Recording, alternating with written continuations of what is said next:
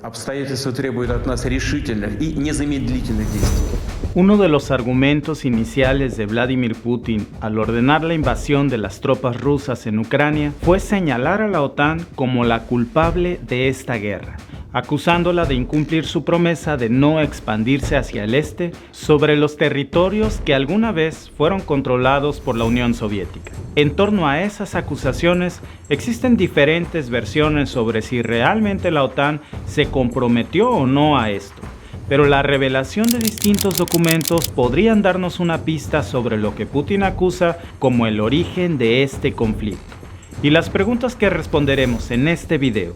¿es la OTAN responsable del origen de este conflicto o es solo una excusa de Putin? ¿Hay alguna evidencia sobre la promesa de la no expansión de la OTAN después de la Guerra Fría? ¿Y por qué es esta una de las líneas rojas que más estresan a Rusia? En este video te lo voy a decir. Yo soy Víctor y esto es The Mexican Family.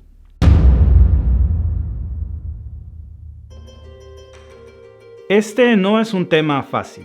así que para ser justos te voy a mostrar ambas versiones de la historia y tú serás el que juzgue quién tiene la razón. Y para entender por qué la expansión de la OTAN ha sido tan polémica, hagamos historia. Justo aquí fue donde nació la Organización del Tratado del Atlántico Norte, también conocida como la OTAN, que se creó en 1949 durante el contexto de la Guerra Fría, como una iniciativa de Estados Unidos para contener los avances de la Unión Soviética, aunque muchos otros historiadores señalan que los primeros orígenes de la OTAN se remontan realmente al término de la Segunda Guerra Mundial. Muy pronto, el mundo entero comenzaría a dividirse en dos frentes de batalla: el de la OTAN, iniciado por Estados Unidos, Canadá y 10 países europeos más, que fueron Reino Unido, Francia, Italia, Bélgica, Holanda, Luxemburgo, Dinamarca, Noruega, Islandia y Portugal. Y del otro lado del ring estaba la Unión Soviética con otra organización militar llamada el Pacto de Varsovia, que era el enemigo acérrimo de la OTAN, integrada por la URSS y países aliados como Alemania Oriental, Polonia, Checoslovaquia, Albania y Hungría.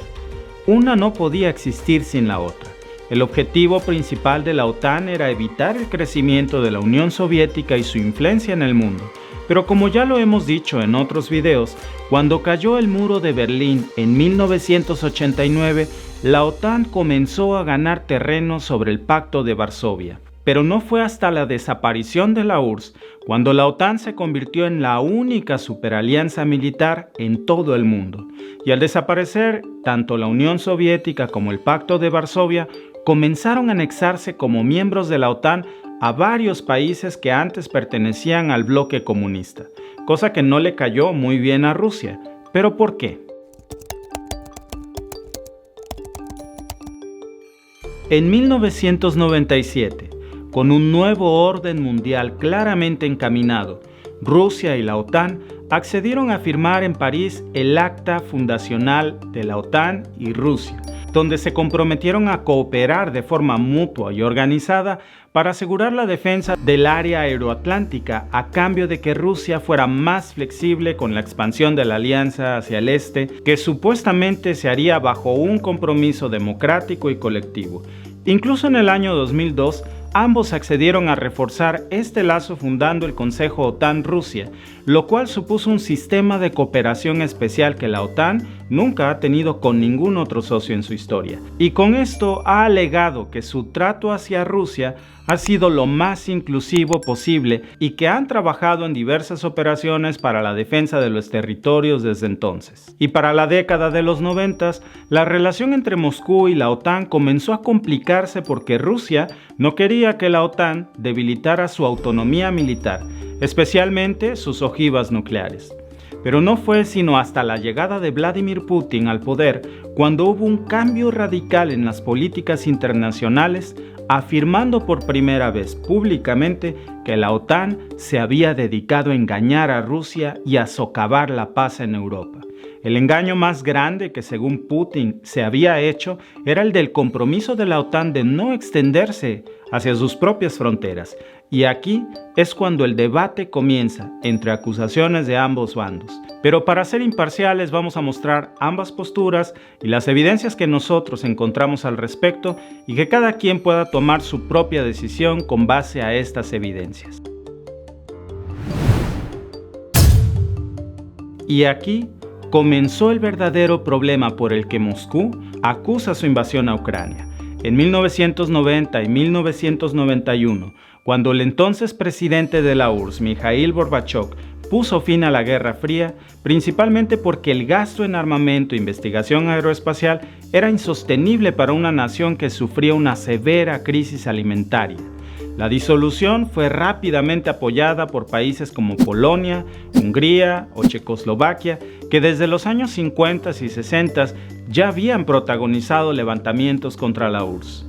Y entonces apareció de nuevo en el escenario la Alianza del Atlántico, que según las versiones de Moscú le habrían prometido al propio Gorbachev que la OTAN no se expandiría ni una pulgada hacia el este, a cambio de que Gorbachev aceptara firmar el tratado de acuerdo final con respecto a Alemania, que le permitiría a la Alemania democrática que se uniera como nuevo miembro de la OTAN, convirtiéndose así en una sola Alemania.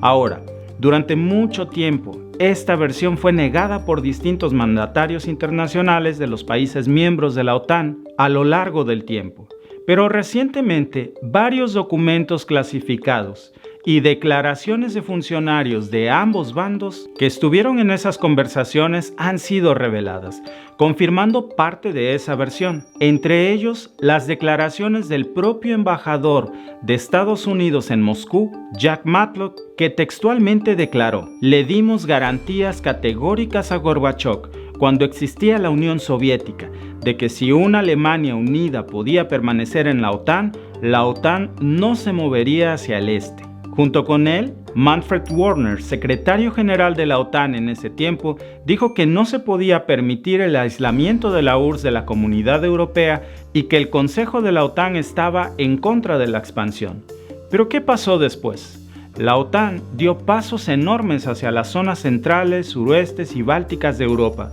con 5 ampliaciones que añadieron antiguos territorios de la URSS: República Checa, Hungría, Bulgaria, Rumania, Eslovaquia, Polonia, así como Lituania, Letonia, Estonia, entre otros. Las últimas incorporaciones han sido Montenegro en 2017 y Macedonia del Norte en el 2020. Moscú y un grupo de expertos en geopolítica creen que Estados Unidos y los países miembros de la OTAN no respetaron dichas promesas, más allá de que no fueron acuerdos firmados, por la puesta en marcha de la doctrina Wolfowitz en 1992, un documento firmado por el subsecretario de Defensa para la Política de Estados Unidos,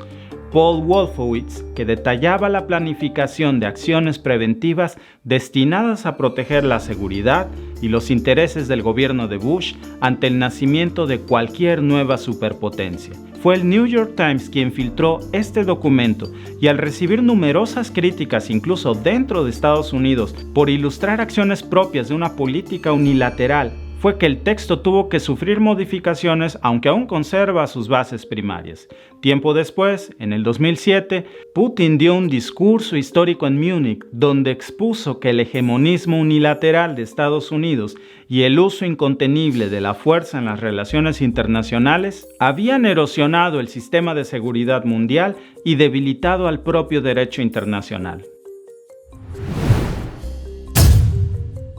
Pero muchos analistas y exfuncionarios estadounidenses ponen en duda la versión rusa de la historia y, contrario a la postura de Moscú, ellos afirman que la OTAN nunca se comprometió en no expandirse hacia el este. Después de la disolución de la Unión Soviética, y en su defensa argumentan que en el 2014 el ex líder soviético Mikhail Gorbachev, al conmemorar el 25 aniversario de la caída del muro de Berlín, declaró en una entrevista que la ampliación de la OTAN nunca se discutió en absoluto, diciendo textualmente: "Ni un solo país de Europa del Este planteó el tema, ni siquiera después de que el Pacto de Varsovia dejara de existir en 1991. Los líderes occidentales tampoco lo mencionaron. Y es que a pesar de que Gorbachov declaró que no había ninguna promesa formal de no ampliar la alianza, también consideró que la ampliación fue un gran error y una violación del espíritu de las declaraciones y las garantías que se le habían hecho en el año 1990, dejando entrever que su grandísimo error fue sostener más que un acuerdo, un compromiso de palabra, y como decimos en México, a las palabras se las lleva el viento. De hecho, el único acuerdo formal firmado entre los países de la OTAN y la URSS antes de la disolución en diciembre de 1991 fue el Tratado de Acuerdo Final con respecto a Alemania, en el que según Washington, las promesas hechas se relacionaban específicamente con Alemania y el territorio de la antigua República Democrática Alemana, que se referían al despliegue de fuerzas de la OTAN no alemanas en el este de Alemania y el despliegue de armas nucleares, y que estas promesas sí se han cumplido. Washington también sostiene que la base de la relación entre la OTAN y Rusia, que se exponía en la llamada Acta Fundacional de la OTAN y Rusia, fue firmada en la Cumbre de Madrid en 1997 junto con las invitaciones a la ampliación, en donde la propia Rusia especificó en dicho acuerdo que la OTAN y Rusia no se consideraban adversarios y que aceptaban que la transformación de la OTAN era un proceso que continuaría, lo que demostraba que históricamente la ampliación de la OTAN no era una preocupación de seguridad principal para Rusia, sino que es más bien un problema de la relación personal con Vladimir Putin. En el año 2004, la OTAN realizó una gran ampliación de 7 países geográfica e históricamente muy cercanos a Rusia, que motivó a Ucrania y a Georgia a presentar también su solicitud de adhesión a la OTAN en el año 2008. Y fue entonces cuando, semanas antes de la cumbre de la OTAN en Bucarest, Putin advirtió al entonces subsecretario de Asuntos Políticos de Estados Unidos, William Burns, que la inclusión de un aliado histórico como Ucrania a la OTAN sería considerado un acto hostil y que Rusia no permanecería con los brazos cruzados. Y en el año 2014 las tropas rusas ingresaron en Ucrania tras el derrocamiento del presidente Viktor Yanukovych y la manifestación contra el nuevo gobierno interino de Alexander Turnikov, ocasionado principalmente porque sus nuevas políticas exteriores apuntaban a una Ucrania que se acercaría con la Unión Europea y por ende con la OTAN. Y con esto estalló el conflicto en Crimea, del que vamos a hablar en un próximo video.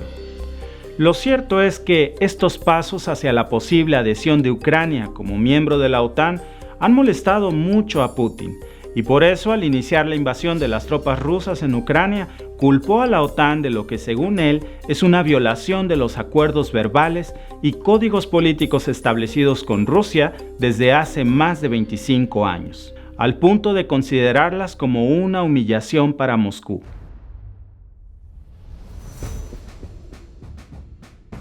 A pesar del apoyo armamentístico y logístico de la OTAN a Ucrania, con Polonia siendo uno de los principales canales para el paso de armas y fortaleciendo las tropas a través de miembros como Eslovaquia, Rumania, Bulgaria y Hungría, en general la participación de la OTAN ha sido muy cautelosa, enfocada más bien a los pasos de Rusia y el uso de armas nucleares y biológicas. Sobre esto, el mismo presidente Joe Biden aseguró una respuesta inmediata dependiendo de la naturaleza de los ataques, al tiempo que se ha comprometido a proporcionar más de 2.000 millones en equipo militar y más de $1.000 millones en asistencia humanitaria. A este punto, tanto Rusia como la OTAN definitivamente se están replanteando sus roles de cara a los próximos tiempos. Y esto nos hace recordar los mismos patrones de la época de la Guerra Fría en la discusión de otras superpotencias que amenacen con la paz europea y mundial.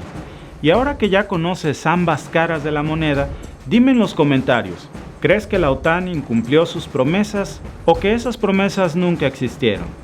¿Es la OTAN responsable de la guerra en Ucrania o es solo un pretexto de Vladimir Putin? Voy a estar leyendo tus comentarios y si te ha gustado este video, ayúdanos suscribiéndote al canal y regálanos un like para que más personas puedan ver estos videos. Yo soy Víctor y te veo en el próximo video.